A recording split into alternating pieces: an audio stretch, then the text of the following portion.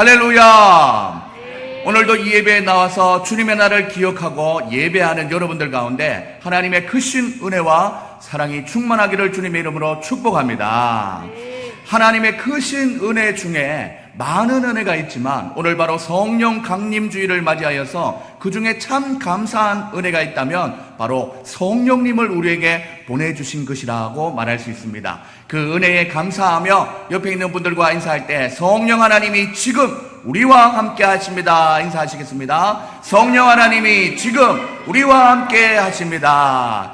때로는 우리가 신앙생활을 하면서 하나님 앞에 나아갈 때 우리를 향하신 하나님의 사랑이 너무 고귀하고 수준이 높아서 우리가 다 알 수 없을 때도 있고 또 다 이해할 수 없을 때가 있지요.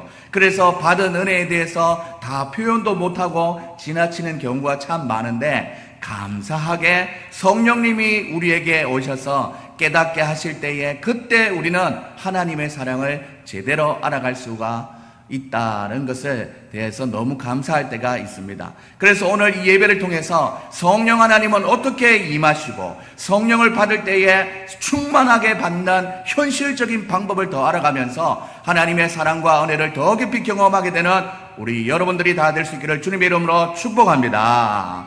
그래서 오늘 설교의 제목은 바로 현실적인 성령 충만의 비결이라는 제목으로 말씀을 전하려고 합니다. 크게 한번 읽어볼까요? 시작. 현실적인 성령 충만의 비결. 우리가 신앙생활을 하면서 제일 답답한 것이 있다면 눈에 보이지 않는 하나님께 대하여 우리의 믿는 믿음의 그 신념을 가지고 살아가야 한다라는 것입니다. 믿음을 가지고 있는 사람도 거기에 고민하고 믿음을 가지고 있지 않은 사람들도 믿는 우리를 보고 제일 답답해하는 것이 바로 이것입니다. 보이지 않는 하나님을 어떻게 믿을 수 있냐 이것이지요. 사랑하는 여러분들, 그런데 이 부분은 당연한 것이라고 오늘 본문은 이야기하고 있습니다. 17절 말씀해 보시면 세상은 능히 그를 받지 못하나니 이는 그를 보지도 못하고 알지도 못합니다 라고 했습니다. 누가요? 세상은 알지도 못하고 받지도 못하고 보지도 못한다라고 말씀하고 있습니다. 이렇게 세상은 원래 하나님의 존재에 대해서 알지 못하는 것입니다. 그렇기 때문에 믿음을 가질 수 없는 것이지요. 같은 맥락에서 요한복음 1장 바로 태초에 말씀이 계시니라로 시작하는 그 말씀에도 보면 10절과 11절에 이렇게 말하고 있습니다. 참 빛, 곧 세상에 와서 각 사람에게 비추는 빛이 있었나니, 우리 예수님이죠. 그가 세상에 계셨으며 세상은 그로 말미암아 지은 바 되었으되 창조주 하나님 되었어도 세상이 그를 알지 못하고 자기 땅에 오매 자기 백성이 영접하지 아니하더라 라고 말씀했습니다. 이 두 가지의 말씀이 결론이 무엇입니까? 사랑하는 여러분들, 세상은 창조주 되신 하나님도 못 알아보고 구원자들은 예수님도 못 알아보고 진리의 영으로 오시는 성령 하나님도 못 알아본다라는 것입니다. 못 알아보다 보니 영접하지도 않고 믿지 못하고 방황하는 영혼이 되어서 내세에 대한 궁금증도 있고 또 죽어서는 어찌 되나라는 걱정은 있지만 막연하게 아무것도 준비 못하고 세상을 살아가고 있다라는 것입니다. 이번 주에 한국갤럽에서 눈여겨볼 만한 통계 자료가 하나 발표되었습니다. 단순히 개신교들의 성도수가 감소된 것을 얘기하는 것이 아니라 성도수가 감소되더니 어떤 일이 일어났는지 얘기하고 있습니다. 자신의 종교가 이제는 기독교가 아니다, 무교다라고 표하는 사람들의 숫자가 늘어났다라는 것입니다. 몇 년 사이의 변동이 아니라 원래 성도수는 줄고 있었어요. 그런데 무교로 돌아선 것은 급격한 변화라고 이야기합니다. 코로나 전에는 전 국민의 한 50% 정도가 예했는데 코로나 이후에는 2년 사이에 급격히 나는 무교다라고 하는 사람이 60%로 10%나 2년 만에 늘어났다라는 것입니다. 신앙의 깊이가 원래 깊었던 사람들은 코로나가 오든지 말든지 예배가 온라인이든 오프라인이든 오히려 더 말씀을 보는 시간이 늘어났다고 말하는 반면에 믿음이 어중간하게 있는 사람은 어김없이 초신자의 상태와 더 나아가서는 무신론자, 무교로 돌변했다라는 것입니다. 이 원인이 무엇인가 곰곰이 생각해 보니 설교를 준비하면서 그 답을 찾게 되었습니다. 바로 성령에 사로잡히지 않은 사람들은 믿음이 없는 자연인 상태로 돌아가게 된다라는 것입니다. 자연인이 무엇입니까? 창세기 3장에서 전적으로 타락하고 완전히 부패한 완악한 인간의 본성에 사로잡힌 인간의 상태를 말하고 있습니다. 하나님을 떠나 하나님을 찾지도 않고 구하지도 않고 믿지도 않는 자연적인 타락의 상태로 변질되어 버렸다라는 것입니다. 그렇기 때문에 오늘날 성령님 자체에 대한 이해와 나의 삶 속에 임재하고 계심에 대한 확신은 너무나 중요하다라는 것입니다. 이 신앙이라면 언제든지 우리는 자연인으로 돌아갈 위험 속에 있다고 봐도 과언이 아니라는 것이지요. 그래서 성령을 받았느냐라는 질문의 단계 이후에 성령을 받은 이후에 성령님이 내 안에 역사하는 상태가 어느 정도인지에 따라서 성령 충만합니까? 라는 질문을 한번 자기에게 던져봐야 된다라는 것입니다. 좀 더 구체적으로 이야기하면 성령을 받게 되는 성령의 임재와 우리 속에 머무는 단계인 내주, 성령의 내주, 그리고 또 나아가 우리 속에 활발하게 역사하는 성령의 역사가 있는지, 그리고 또한 매일의 삶 속에서 인도함을 받는지, 그리고 또한 마지막으로 어떤 환난과 시험과 어려움과 걱정, 근심 속에서도 흔들리지 않는 믿음을 유지하는 성령의 보호하심을 받고 있는지를 한번 스스로에게 물어봐야 된다라는 것입니다. 오늘날 우리는 단순히 주일이 되기 때문에 교회에 나오고 예배 드리는 것이 아닙니다.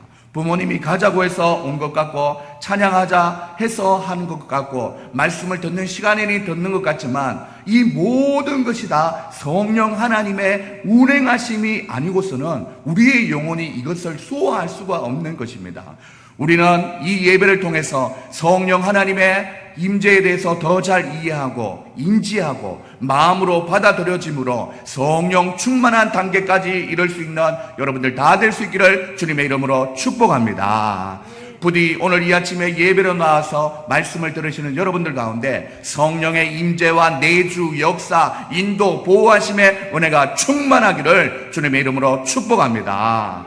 그렇다면 세상 사람들은 보지 않아서 못 믿고, 그리고 또한 성령 하나님의 은혜를 경험하지 못해서 그렇다 치고 이미 믿음을 가진 우리는 어떻게 그 성령 하나님에 대한 인식과 임재를 경험을 할 수 있나에 대해서 오늘 말씀을 통해서 살펴보려고 합니다. 오늘 본문 17절 하반절에 보시면 그러나 너희는 그를 아나니 그는 너희와 함께 거하심이요 또 너희 속에 계시겠습니다 라고 말씀했습니다.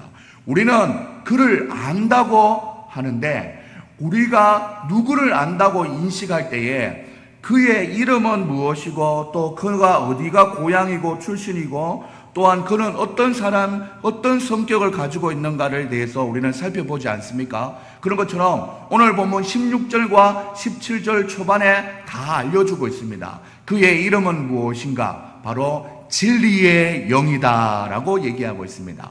그는 어디서 왔냐?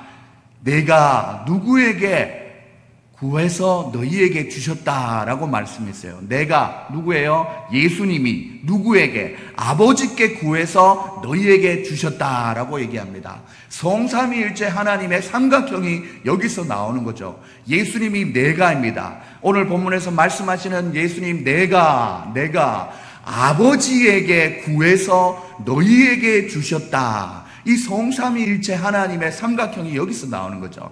그는 누구인가 봤더니 다른 보혜사였다. 나도 보혜사지만 그 성령 하나님 진리의 영으로 오시는 아버지께서 보내주시는 그 영도 보혜사이다 라고 말씀하고 있습니다. 한자로는 보호할 보, 은혜해, 스승사로 보혜사, 은혜로 보호하는 스승이라고 얘기합니다. 영어로는 카운셀러, 변호사, 위로자, 대언자, 상담자라는 뜻이죠. 이 성령님이 우리에게 오셔서 제일 먼저 하시고 제일 크게 하시는 일이 무엇이냐 봤더니 눈에 보이는 예수님을 알게 하시고 믿게 하시고 영접하게 인도하셨다라는 것입니다. 왜 눈에 보이지 않은 예수님인데 왜 보이냐? 말씀을 깨닫게 해주시니 보이지 않았던 예수님이 보이게 된다라는 것입니다.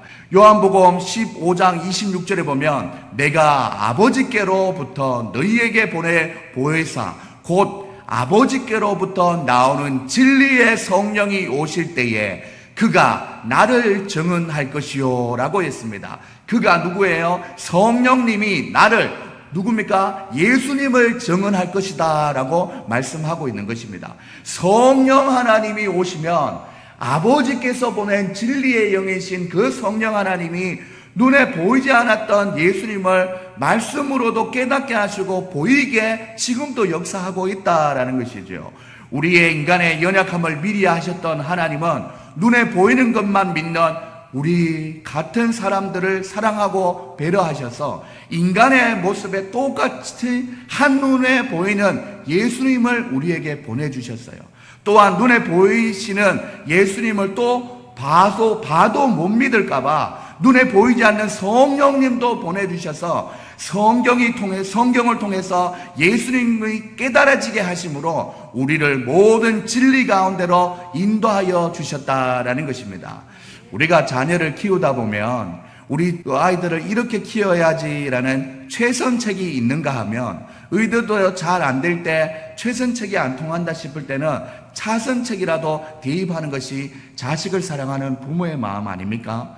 그런데 우리 하나님은 더 넓고 크신 은혜로 고작 최선책이나 차선책의 개념이 아니라 하나님 아버지를 온전히 알고 믿고 따를 수 있도록 성삼위일체 하나님의 완벽한 조화로서 우리에게 그 사랑을 베풀어 주셨다라는 것입니다. 그래서 쉽게 말하면 우리가 창조주 하나님을 믿고 대속자 되신 예수 그리스도의 이름을 믿고 또한 진리의 영이신 보혜사 성령님을 믿을 수 있고 완벽한 은혜로 우리에게 사랑을 베풀어 주셨다라는 것입니다. 그래서 예수님을 믿기도 전에 설마 내가 믿음을 가질 수 있겠나? 잘 믿을 수 있겠나? 이에 대해서 예상하는 것이 아니라 내가 어떠한 과정을 통해서 이미 예수님을 믿고 있는 것을 보니 내 안에 하나님의 은혜로 믿음으로 구원받고 성령의 인도함을 받고 살아가는구나 이렇게 발견되어지는 것입니다. 그래서 찬양의 고백이 자연스러운 거예요. 이것이 이해가 안 되는 분은 왜 아버지, 아들, 성령님 이 삼위일체가 이해가 안 돼서 찬양이 나오지 않습니다. 우리가 찬양할 때 아바 아버지, 아바 아버지, 아버지 사랑합니다. 아버지 사랑 내가 노래해. 주 우리 아버지 예수님 경배합니다.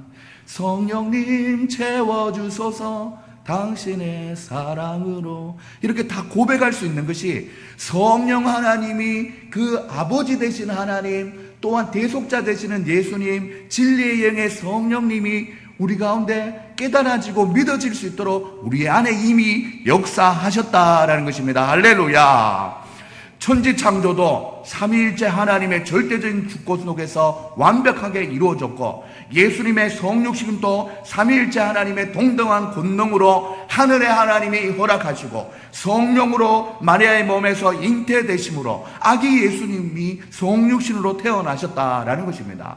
예수님의 십자가의 죽으심도 그러합니다. 세상을 구원하시려는 하나님 아버지의 뜻이 있었고 그 아버지의 뜻에 순종하는 아들 예수님의 순종하심이 있었고 그 모든 마음을 움직이시고 상황을 절묘하게 만들어 가시는 성령님의 운행하심이 있었기 때문에 그 십자가의 죽으심도 가능했다라는 것입니다. 십자가의 죽으심 이후에 3일 만에 부활하신 이후에 그리고 또한 40일 동안 이 땅에 계시다가 예수님께서는 성천하기 전에 너희는 예루살렘을 떠나지 말고 내게서 들은 바 아버지께 약속하신 것을 기다리라. 아버지께서 약속하신 것 바로 성령을 기다리라고 말씀하신 것입니다. 이 말씀을 듣고 10일 동안 오순절 마가의 다락방에 모여 있을 때 호련히 하늘로부터 급하고 강한 바람 같은 소리가 있어서 그들의 안전 온 집에 가득하고 마치 불의 혀처럼 갈라지는 것들이 그들에게 보여 각 사람 위에 하나씩 임하였더니 그들이 다 성령 충만을 받았다라고 사도행전은 그날의 상황을 기록하고 있습니다. 오늘 본문 요한복음 14장에서 그렇게 말씀하셨던 성령님이 부활한 후 50일이 되는 시점에 오순절의 약속대로 성령 강림이 되었다는 것이죠. 2000년이 조금 지나 오늘날에도 그래서 이날을 기념하려고 성령 강림주일이라고 신학역에 표시가 되어 있죠. 오늘 이 성령 강림주일에 우리는 2000년 전에 그 오순절 마가의 다락방으로 다시 갈 수는 없지만 마치 그 마가의 다락방에 앉아있던 제자들과 그리고 또한 120명의 형제들과 함께 최소한 그 마음은 같이 해야 되지 않겠나 싶습니다. 그 마음을 담아서 우리가 찬송가 117장 우리가 마가의 다락방으로 갈 수는 없지만 이곳이 바로 그곳이라고 생각하며 성령이여 강림하사 우리 마음을 다해서 한번 찬양해 봅시다. 성령이여 강림하사 나를 거머쥐고 애통하며 회개할 마 충만하게 하소서. 성령이여 강림하사 크신 것 넘쳐서서 원하옵고 원하오니 충만하게 하소서. 힘이 없고 연약하나 엎드려 서비오니 성령 강림하옵소서. 충만하게 하소서. 정케하고 위로하사 복을 받게 하소서. 성령 충만하시오니 무한 감사합니다. 예수여 배우니 나의 기도 들으사 애통하며 회개할 마 충만하게 하소서. 고백합니까? 성령이여 강림하사 애통하고 회개할 마음 충만하게 하소서라고 고백했습니다. 우리가 성령 강림주일에 애통하고 회개할 것이 있다면 바로 우리의 24시간 매 시간, 매분, 매 초마다 성령 충만하지 못했다라는 것에 대해서 하나님 앞에 회개할 마음이 있을 것입니다. 우리가 속해 있는 교회에서 또한 가정에서 직장에서 사회에서 성령 충만하지 못할 때가 있었다라는 것이죠. 또한 우리가 만나는 가까운 남편이나 또한 아내와 자녀들과 부모님들과 형제들, 친척들을 비롯해서 모든 사람에게 날마다 성령 충만한 상태로 대했다면 무슨 서운한 것이 있겠습니까? 무슨 미안한 것이 있겠습니까? 더 심하게는 가정폭력이나 어머니폭력이란 것이 성령 충만한데 어디에서 일어날 수 있겠습니까? 사춘기에 반항하는 자녀들이 성령 충만한다면 어디서 그런 폐역한 자녀들이 있겠습니까? 우리가 오늘 이 말씀을 통해서 꼭 회복해야 될 마음이 있다면 바로 애통하고 회개할 마음인 줄 믿습니다. 에베소서 5장 16절에는 이렇게 얘기합니다. 세월을 아끼라, 때가 악하니라. 그러므로 어리석은 자가 되지 말고 오직 주의 뜻이 무엇인가 이해하라 라고 말합니다.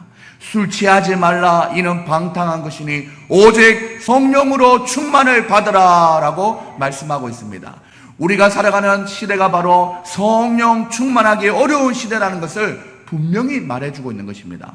자칫 잘못하다가 어리석은 자가 되기 쉬운 세월이라는 것입니다. 물질 만능주의와 개인주의와 음란하고 폐역한 세대가 되어서 인생의 배를 몰고 있는 길을 순간만 놓쳐도 다른 경로로 이탈하기 쉬운 시대라는 것입니다. 어른들도 이렇게 헤매는 시대인데 아이들은 오죽하겠습니까? 코로나로 인해서 집에 있는 시간이 늘어나면서 없었던 핸드폰이 생기고 유튜브의 활성화로 인해서 아이들이 넋을 잃고 해야 할 것을 다 잊어버리고 멍하게 지내고 매사에 신경질적으로 변하고 있습니다. 우리 집 얘기입니다. 아이나 어른이나 할 것이 없이 향방 없는 발걸음이 되어서 하나님의 기뻐하고 온전한 뜻이 무엇인지 잃어버리기 쉬운 그런 세월이 되었다라는 것입니다. 우리는 이럴 때일수록 성령의 충만함을 위해서 정신을 바짝 차려야 될 줄 믿습니다. 우리 성령님은 우리를 구주 예수 그리스도를 밝히 알게 해주며 예수님의 사랑을 진실로 경험하게 되고 또한 온전하신 하나님의 뜻대로 살아갈 수 있는 힘을 주시는 성령님이십니다. 우리 모두가 다 성령 충만이 얼마나 좋은 것인지 다들 경험해서 알고 있지 않습니까? 지금 내가 현재 성령 충만하지 못한다 할지라도 성령 충만했던 그때가 참 뜨거웠지. 그때 정말 하나님의 크신 은혜 속에 살았지. 날마다 열정에 사로잡혔고 하나님의 십자가 보혈의 능력으로 살았지. 그때를 다 기억하고 있지 않습니까? 그래서 이 성령 충만이 어떻게 다시 불붙는지 참 궁금했는데 금방 읽었던 말씀에 이어서 그 비결을 말해주고 있습니다. 에베소서 5장 19절에서 21절에 이렇게 얘기해요. 오늘 설교 제목이 현실적인 성령 충만의 비결입니다. 성령 충만한다고 뭐 특별하게 은사로 방언을 하고 이런 게 아니라 하나님 앞에 현실적인 삶의 순간들 속에서 성령 충만하고 싶으면 이 세 가지를 하라고 얘기하고 있어요. 시와 찬미와 신령한 노래들로 서로 화답하며 너희의 마음으로 주께 노래하며 찬송하며 범사에 우리 주 예수 그리스도의 이름으로 항상 아버지 하나님께 감사하며 그리스도를 경외함으로 피차 복종하라라고 말씀하고 있다라는 것입니다. 사랑하는 여러분들, 저는 이 성령 충만의 비결이 뭐 대단하게 10일 동안 금식하고 6시간 동안 매일 기도하고 이런 방법일 거라 생각했지만 알고 보면 아주 현실적인 방법을 오늘 말씀은 제시하고 있다라는 것에 사실 조금 놀랐습니다. 기도를 많이 했던 권사님이 기도를 오랫동안 하고는 은사자들이 많은 시간 경건 활동을 하다가 말 한마디로 정죄하며 모든 것을 다 쏟아버리는 경우를 우리는 많이 봤지 않습니까? 더 이상 그런 경건의 훈련의 양이 곧 성령 충만의 양과 똑같다라고는 말할 수 없습니다. 우리는 일상 속에서 성령 충만을 받는 세 가지 현실적인 방법, 첫 번째 바로 찬송이라는 것입니다. 우리가 찬양을 아무 근거 없이 찬양하는 게 아니잖아요. 시와 찬미와 신령한 노래와 가사로 마음을 다하여 주님 앞에 노래하고 있는 것입니다. 우리 자녀들이 사실은 우리 진아가 초등학교 가기 전에 유치원